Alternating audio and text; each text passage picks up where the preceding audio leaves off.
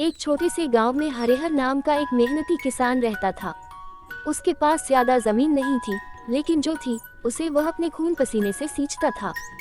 सुबह सूरज उगने से पहले उठकर खेतों में जाना, हल चलाना, बीज बोना और शाम को थका हारा लौटना, यही उसकी दिनचर्या थी। उसकी सादगी और ईमानदारी के कारण पूरा गांव उसका सम्मान करता था। हरिहर के खेत के पास ही एक पुराना बरगद का पेड़ था। उसी पेड़ पर कई पक्षी रहते थे। उन्हीं में से एक सफेद कबूतर था, जो बाकी कबूतरों से अलग दिखता था।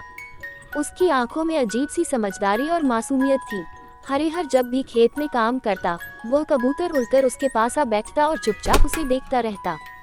शुरुआत में हरिहर ने इस पर ध्यान नहीं दिया, लेकिन धीरे धीरे उसे कबूतर की आदत समझ आने लगी।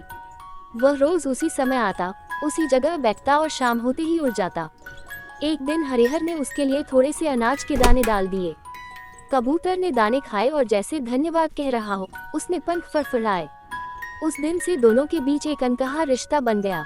समय बीतता गया। हरिहर जब भी उदास होता, कबूतर उसके पास आ बैठता। जब फसल अच्छी होती, हरिहर खुशी में कबूतर को ज्यादा दाने डालता।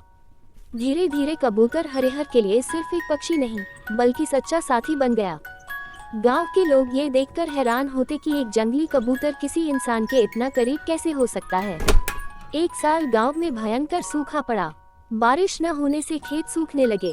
हरिहर की फसल भी बर्बाद होने लगी। वह दिन रात चिंता में डूबा रहता। एक दिन वह खेत के बीच बैठकर रोने लगा।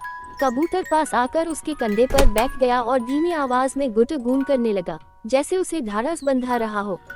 उस पल हरिहर को लगा कि वह अकेला नहीं है। कुछ दिनों बाद एक और मुसीबत आ गई। गांव के कुछ शरारती लड़कों ने कबूतर को पकड़ने की कोशिश की। कबूतर डरकर उड़ नहीं पाया और एक जाल में फंस गया। जब हरिहर को ये बात पता चली, तो वह तुरंत वहां पहुंचा। उसने लड़कों को समझाया और अपने थोड़े से पैसों से कबूतर को छुड़ाया।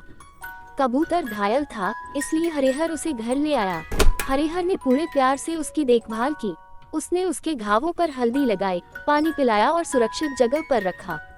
कई दिनों तक कबूतर उड़ नहीं पाया, लेकिन हरिहर रोज उससे बातें करता, जैसे वह कोई इंसान हो। कुछ ही समय में कबूतर ठीक हो गया। उड़ने से पहले वह कुछ पल तक हरिहर के पास बैठा रहा, फिर आसमान की ओर उड़ गया। कुछ महीने बाद बारिश हुई और हरिहर के खेतों में फिर से हरियाली लौट आई। उसी दिन सफेद कबूतर वापस आया, लेकिन इस बार वह अकेला नहीं था। उसके साथ कई और कबूतर थे। वे सब खेत के ऊपर चक्कर लगाने लगे। गांव के बुजुर्गों ने इसे शुभ संकेत माना। उस साल हरिहर की फसल उम्मीद से कहीं ज्यादा अच्छी हुई। हरिहर समझ गया कि सच्ची दोस्ती सिर्फ इंसानों के बीच नहीं होती। दया, प्रेम और विश्वास हो तो जानवर भी दोस्त बन जाते हैं। सफेद कबूतर आज भी कभी कभी उसके खेत पर आता है और हरिहर मुस्कुराकर उसे दाने डाल देता है। उनकी यह अनोखी दोस्ती गांव में मिसाल बन गई। सीख, सच्ची दोस्ती जाति, भाषा या प्रजाति नहीं देखती। प्रेम और करुणा से हर दिल जीता जा सकता है।